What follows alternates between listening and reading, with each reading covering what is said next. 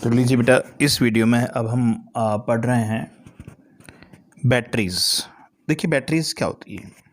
If a number of a cell are connected in series the arrangement is called batteries. क्या होता है कि केवल एक जो सेल होता है इसका जो ईएमएफ बहुत कम होता है, लेकिन जब ज़्यादा वोल्टेज की ज़रूरत होती है तब क्या करते हैं कि बहुत सी इस तरह के सेल्स को सीरीज़ में कनेक्ट करके जो एक अरेंजमेंट बनाया जाता है उसको बैटरी कहते हैं। ठीक है, तो battery if a number of a cell are connected in series the arrangement is called battery. अब बैटरी जो है बेटा टू टाइप की होती है। There are the two type of the batteries. ठीक है, फर्स्ट प्राइमरी सेल भी कह सकते हैं इसको, बैटरी को सेल भी कहते हैं। तो primary cell and secondary cell. सबसे पहले मैं आपको बताना चाहूँगा कि प्राइमरी सेल क्या होते हैं। प्राइमरी सेल बेटा यूज एंड थ्रो वाले सेल प्राइमरी सेल होते हैं, यानी कि इनको एक बार अगर आपने काम में ले लिया तो इनको वापस रिचार्ज नहीं किया जा सकता। एक बार ये यूज़ हो गए, डिस्चार्ज हो गए, तो फिर इनको फेंकना ही होता है। इनको वापस which can not be recharge, इनको वापस रिचार्ज नहीं किया जा सकता। जैसे ड्राई सेल, आप जो घरों में अपन जैसे रिमोट वगैरह में, टॉर्च वगैरह में जो सेल यूज़ करते हैं वो प्राइमरी सेल है, ड्राई सेल उसी का नाम है। और एक मर्करी सेल जिसको आप कैलकुलेटर वगैरह में या घड़ियों वगैरह में जो बटन के जैसा सेल, अपन बटन सेल जिसको बोलते हैं, वो मर्करी सेल होता है। और ये दोनों ही प्राइमरी सेल है। दूसरा है सेकेंडरी सेल। सेकेंडरी सेल में क्या होता है, इनको बार बार अपन रिचार्ज कर सकते हैं। एक बार डिस्चार्ज हो गया फिर रिचार्ज करके इसका रीयूज़ हो जाता है ना। तो सेकेंडरी सेल कहते हैं इनको। जैसे मोबाइल की आपकी बैटरी है, गाड़ियों में लगने वाली बैटरियां हैं जिनको वापस रिचार्ज करते हैं हम, तो विच कैन बी रिचार्ज। इसका सबसे इम्पॉर्टेंट एग्जांपल है लेड स्टोरेज बैटरी और निकल कैडमियम सेल। तो आपके लेड स्टोरेज बैटरी जो है मैं आपको इस टॉपिक में समझाने वाला हूँ। लेड स्टोरेज बैटरी में क्या होता है, देखिए बेटा, ये जो लेड स्टोरेज बैटरी, जनरल जो गाड़ियों में बैटरियाँ, बड़ी बड़ी बैटरियाँ आप देखते हैं, वो लेड स्टोरेज बैटरी का ही एग्जाम्पल है। इसका स्ट्रक्चर मैं बता दूं पहले। तो इसमें क्या होता है, एक कंटेनर होता है जिसमें डाइल्यूट H2SO4 का सॉल्यूशन भरा होता है। ठीक है, और इसमें कैथोड के रूप में जो है ना, लीड जो ग्रिड होती है, लीड की बनी हुई ग्रिड है जिनमें पीबी यानी कि लेड ऑक्साइड भरा होता है, ये तो कैथोड के रूप में यूज़ होता है। और एनोड के रूप में प्योर जो ग्रिड है लेड की ही, जिनमें स्पंजी लेड भरा होता है।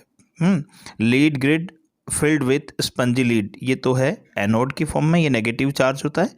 और lead grid filled with PB और लेड ऑक्साइड, ये आपके कैथोड के फॉर्म में यूज होता है। अब मैं आपको इस पे होने वाली रिएक्शंस के बारे में समझाता हूँ। तो रिएक्शंस देखिए इसकी दो तरह से होगी। एक तो ड्यूरिंग डिस्चार्ज, जब अपन इस सेल को यूज़ करते हैं तब इसमें कौन सी रिएक्शन होगी, और जब यूज होने के बाद में जब वो डिस्चार्ज हो जाता है तब वापस उसको रिचार्ज करते हैं अपन चार्जर लगाकर, तब उसमें कौन सी रिएक्शन होगी। तो दोनों रिएक्शन हम पढ़ेंगे, during discharge and during recharge. पहले ड्यूरिंग डिस्चार्ज। देखिए डिस्चार्ज के दौरान सबसे पहले जो एनोड पे जो रिएक्शन होने वाली है, वो एनोड क्या होता है, पीबीओ का बना हुआ है। पीबीओ है सल्फेट, ऑलरेडी H2SO4 के सॉल्यूशन से आपको मिलेगा। H2SO4 जो है इसमें इलेक्ट्रोलाइट, इसका डिसोसिएशन होगा, H+ अलग होंगे और SO4 2 नेगेटिव अलग होगा। तो ये SO4 जब लेड से रिएक्ट करेगा तो इसके 2 इलेक्ट्रॉन बाहर निकलेंगे, है ना।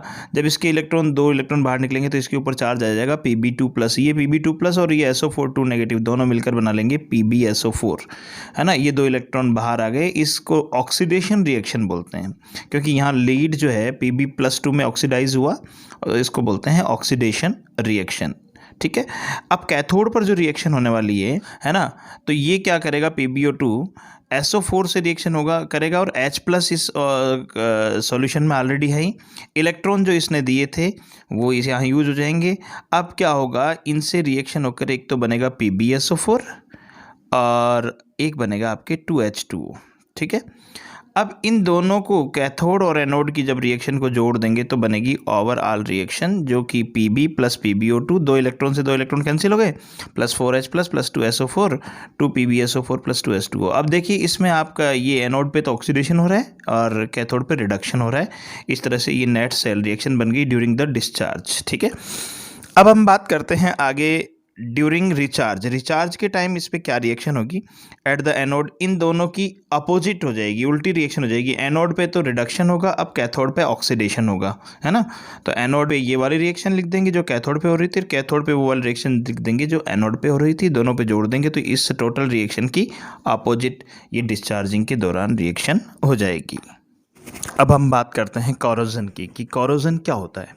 तो बेटा मैं आपको बता दूं, कोरोजन आपने लोहे पर जंग लगते हुए देखा होगा। तो ये लोहे पर जो है जंग लगना एक तरह से कोरोजन ही है, कि जो रिएक्टिव मेटल जो होती हैं वो एटमॉस्फेयर में जो present different type of the gases हैं उनसे रिएक्ट करके कार्बोनेट्स भी बना सकती है, सल्फेट की भी बना सकती हैं, ऑक्साइड्स भी बना सकती हैं।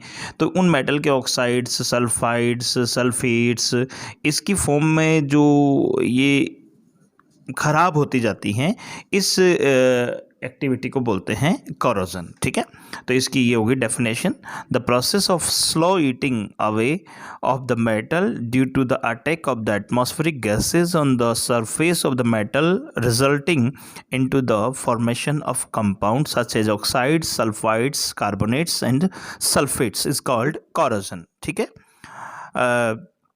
Mechanism of corrosion.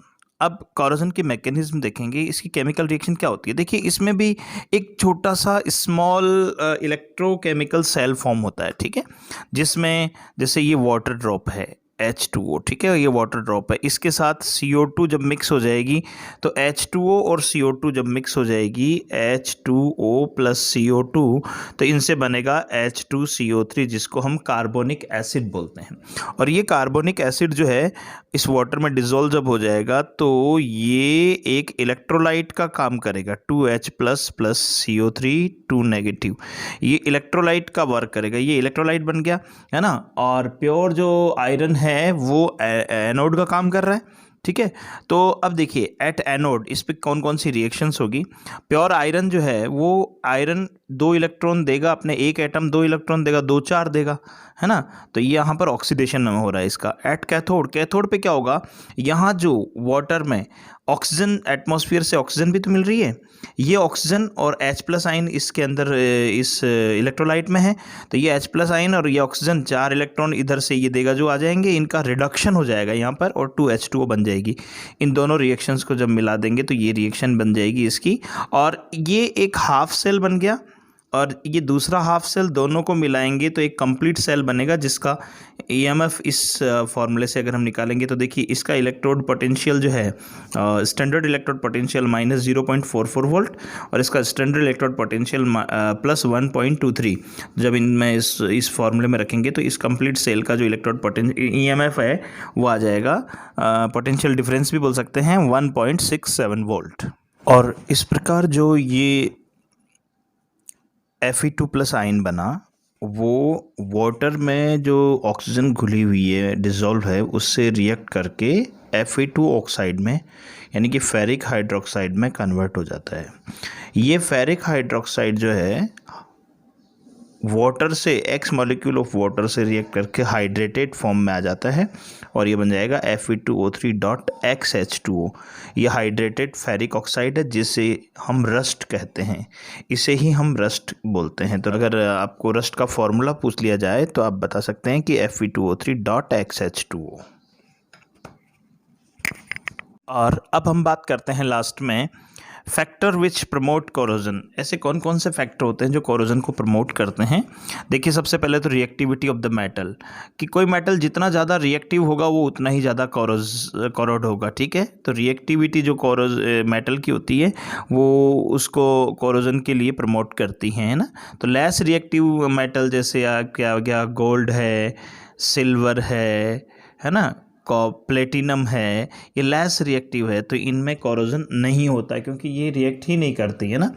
आयरन जो है, मैग्नीशियम है, ये मोर रिएक्टिव इसलिए इनकी जो है कोरोजन ज़्यादा होता है।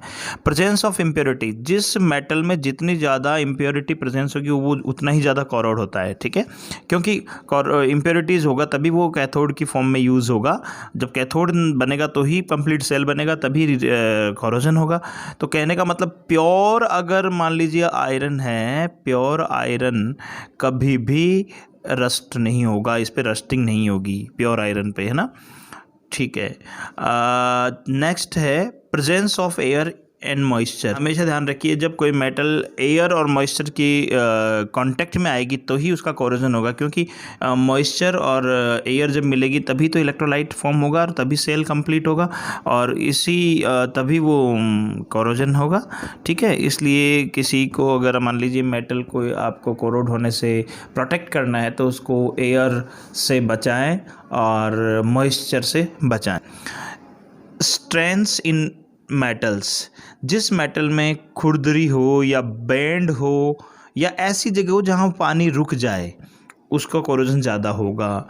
बिल्कुल स्मूथ अगर सरफेस होती है तो जिस पे पानी नहीं टिकता उसी पर जो है कभी कोरोजन नहीं होगा। ठीक है, और अब हम बात करते हैं प्रिवेंशन ऑफ द कोरोजन की, कि कोरोजन को कैसे प्रिवेंट किया जा सकता है। तो उसके लिए सबसे पहले हम बैरियर प्रोटेक्शन में हम सबसे पहले किसी ऐसे कोई मटेरियल का इसके चारों ओर लेप लगा देते हैं जो इसको एयर के कांटेक्ट में नहीं आने देता। जैसे आपके ऑयल हो सकता है, ग्रीस हो सकता है, या और दूसरा ऑयल पेंट हो सकता है ना। इस तरह से करने से ये बैरियर प्रोटेक्शन देता है। सैक्रिफिशियल प्रोटेक्शन, इसमें क्या करते हैं, किसी मेटल को अगर आपको कोरोजन से बचाना है तो इसके ऊपर दूसरी मेटल की लेयर लगा देते हैं जिसको इलेक्ट्रोप्लेटिंग बोलते हैं। तो जो ख़राब होगी तो ये बाहरी लेयर होगी, ये मेटल सेफ रह जाती है। तीसरा है इसको बोलते हैं सैक्रिफिशियल प्रोटेक्शन। तीसरा है कैथोडिक प्रोटेक्शन। कैथोडिक प्रोटेक्शन में क्या होता है, जिस मेटल को आपको कोरोजन से बचाना है उसको अटैच कर देते हैं, लिंक कर देते हैं किसी दूसरे मोर रिएक्टिव मेटल से। जैसे मान लीजिए आपको ज़मीन में जो पाइपलाइन है उसको बचाना है, लोहे की होती है ये, इसको कोरोजन से बचाना है तो मैग्नीशियम ब्लॉक को इससे अटैच करके लगा देते हैं। तो मैग्नीशियम आयरन से ज़्यादा रिएक्टिव होता है, तो कोरोजन ऑक्सीडेशन इसका पहले हो जाएगा बजाय इसके, तो इसको बोलते हैं कैथोडिक प्रोटेक्शन। और लास्ट है using anti rust solution. Anti rust solution की फॉर्म में एल्केलाइन फॉस्फेट, एल्केलाइन क्रोमेट, इनका यूज़ किया जाता है। ये जो एंटी रस्ट सॉल्यूशन है वो हाइड्रोजन की सॉल्युबिलिटी को डिक्रीज़ करता है और इससे फिर रस्टिंग कम हो जाती है। धन्यवाद।